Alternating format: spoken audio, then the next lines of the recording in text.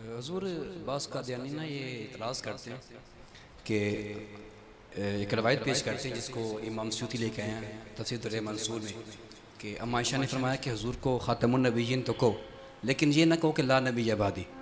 तो इस रिवायत को बयान करके ना बास कादियानी ये इतराज़ करते हैं कि ये हुजूर की ख़ातमुन नबिय्यीन पे ये है तो सही, लेकिन जो उन्होंने फरमाया ना कि हुजूर के बाद नबी ये ना कहो कि ला नबी आबादी, कि हुजूर के बाद नबी तो है, वो नबी जनाब ईसा हैं, और इसको वो तावील करके कहते हैं कि हुजूर के बाद नबी तो आएगा लेकिन वो हुजूर से कम मर्तबा होगा, यानी कि हुजूर के बराबर नहीं होगा लेकिन वो हुजूर से कम होगा। तो इस हवाले से कुछ आप रहम फरमा दें कि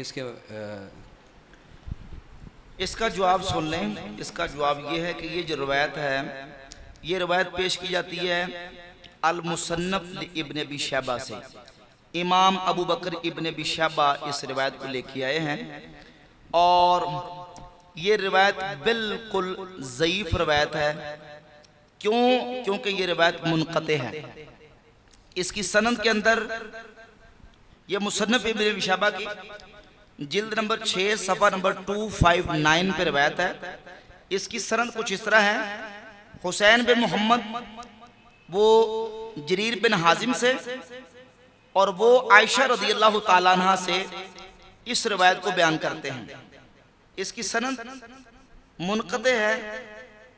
वो इस तरह के इसमें इसकी सनद में जरीर बिन हाजिम जो है ये इमाम मोहम्मद बिन सीरीन के शागिर्द हैं और इमाम मोहम्मद इब्न सीरीन का सैयदा आयशा रज़ियल्लाहु ताला अन्हा से हदीस सुनना साबित, हदीस का समाई साबित नहीं है।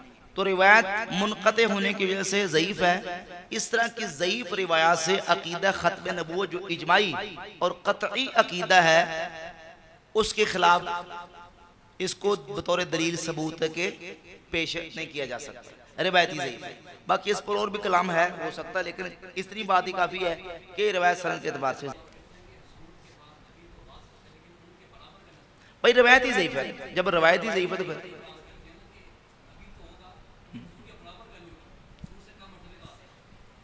ये कहां से निकाला? अच्छा ये देखे ना, ये तवील अगर वो यहाँ करते हैं कि हुजूर के बाद आ सकता लेकिन हुजूर के मर्तबे का नहीं होगा, कल को कोई ये भी तवील करेगा ला इलाहा इल्लल्लाह, अल्लाह के अलावा कोई इबादत के लायक नहीं है, यानी अल्लाह के मर्तबे का इबादत के लायक नहीं है, बस नीचे हो सकते हैं। तो क्या उनकी ये तवील नाउज़ बिल्लाह ताला सुन ली जाएगी? कल को अगर कोई ये तावील करे कि ला इलाहा इल्लल्लाह माना ये कि अल्लाह के मर्तबे का कोई इलाह नहीं है, बाकी छोटे छोटे इलाह हो सकते हैं, तो जैसे उसकी ये तवील मरदूद और बातिल है, ऐसे ही कादियानियों की वो तवील भी बातिल और मरदूद है। ठीक है, ला नबिया बादी, हुजूर का फरमाना है ला नबिया बादी। और मिर्जा गुलाम कादियानी ने बाकायदा इस बात को तस्लीम किया है अपनी किताब के अंदर एक मकाम पे। उसने कहा कि जो हदीस है ला नबी आबादी, इसमें ला में जो ला के साथ नफी है ये नफी आम है। खुद जब उसने नबूवत का दावा नहीं किया था, नबूवत का दावा करने से पहले इन तमाम चीजों को मिर्जा गुलाम कादिरी ने माना हुआ है।